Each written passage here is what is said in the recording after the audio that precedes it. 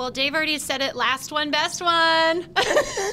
No, but thanks for sticking around. Obviously, just an exciting day to be a Drake Bulldog, and I thought our team was able to grow after the start of the second half, and to just weather the storm. And really, really proud of this team. Really proud of the stretch that we've had to be able to, play a game at home on Monday. Head on the road to a good St. Louis team, and then come back on Sunday in front of a phenomenal crowd. I think, thank you, Bulldog Nation, for coming out and supporting us. That sea of blue is really always fantastic to be able to see. So thank you for that, and just really, really proud of our team for their efforts today. Where did that performance come from, Taylor? I mean, that was obviously a huge game, probably the best of her career. Absolutely. Well, Tommy, I think you already had a chance to ask her. What did she say? No, but I can shed some light on that. What I think was fantastic was her performance in St. Louis. After the game, it was great because coming into the locker room, I just asked the group, hey, does anybody want to leave something in St. Louis? Or somebody want to get something off their chest? And Taylor raises her hand and she says, I can't shoot. And I said, well, you leave it here. And she sure as heck did. So phenomenal day for her. I think Katie Dinnebeer, I think her teammates, I think everyone else on our team did a phenomenal job of being able to find her. And she had a day. And this is going to be the best year that she has. So I'm really looking forward to what Taylor will continue to do. What makes you think this will be the best year? Because look at the sparkle in her eye. I mean, look at how she loves playing. I think not only offensively did she do well, I thought defensively she came up with she had some really big moments. She tipped a 3 that number 13 shot down the stretch. She came up with a loose ball. She was able to, get in there and get a rebound here or there. And so I just feel it for her. And I think I'm so proud of the fact that she's back this year, that I think we all want that for her.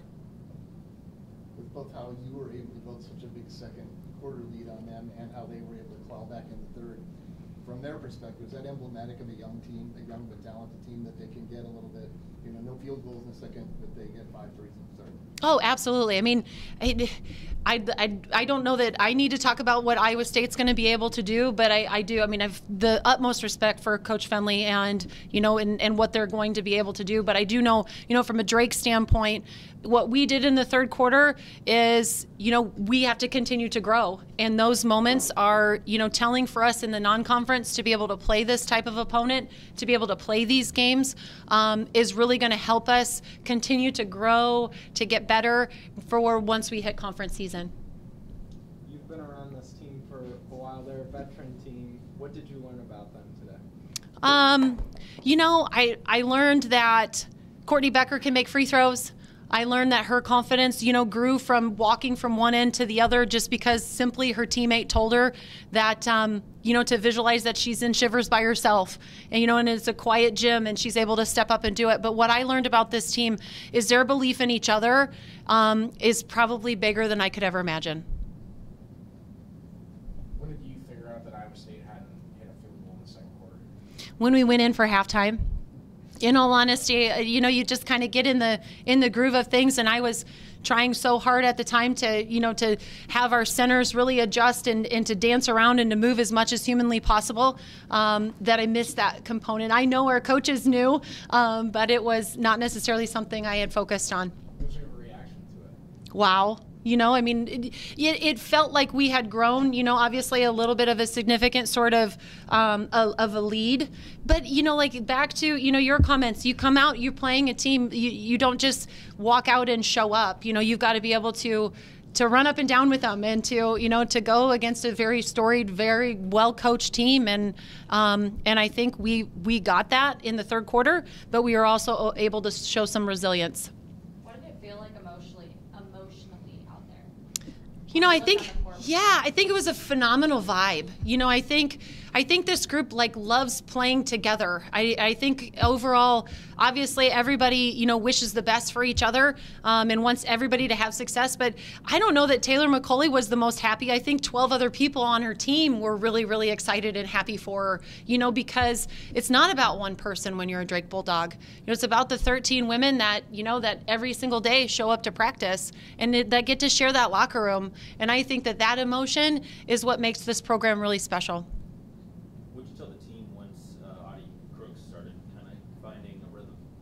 I think just to move a little bit faster, to try to, as much as possible. What we were trying to do from a perimeter standpoint was to be able to jam the passer, try to make passes a little bit tougher, try to get them like a little bit more air time on them so that then we were able to adjust.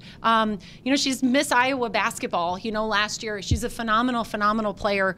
I also think I like to talk about our team. Katie Dennebeer was one as well. And so I think, obviously we got some really good, cool things cooking for us as well. That moment with Taylor just happened in the locker room in St. Louis when she raised her hand. Yeah. There was a number of people that wanted to leave things there. And I think, that's what happens when you have a close-knit group is that you're able to be real. You're able to, just to have those moments of maybe whether they're insecurities or who knows what, but when you're that comfortable and you know that everybody around you cares for you and wants the best for you, then you're able to do that. And then you're able to step on the floor today and have a day like Taylor McCauley did. Anything else, Coach? How important was a game like today for some of the young players, like Shannon Fornshell, who comes into the clutch situation, having to go up against a player you talk so highly about? How important is that to this team and what you're trying to build for the future? Yeah, great question. Well, I think what it builds is just experience. I think when they step on the floor and full knowing, Shannon is probably visualizing right now everything that she needed to do better or what she did well, what she might need to work on. Our players knows those things. We don't necessarily have to point out every single thing that maybe they need to work on or add to their game. So I think what we learned in all of the people that played today is the fact that when they step on the floor and they get this experience, one, Drake's a really, really special place. And when you step on the floor in the Knapp Center, there's just a whole another element of pride, I think, that they walk with. And then beyond that, just full knowing that they're not quite there yet, but we got to keep working and we got to continue to keep getting better.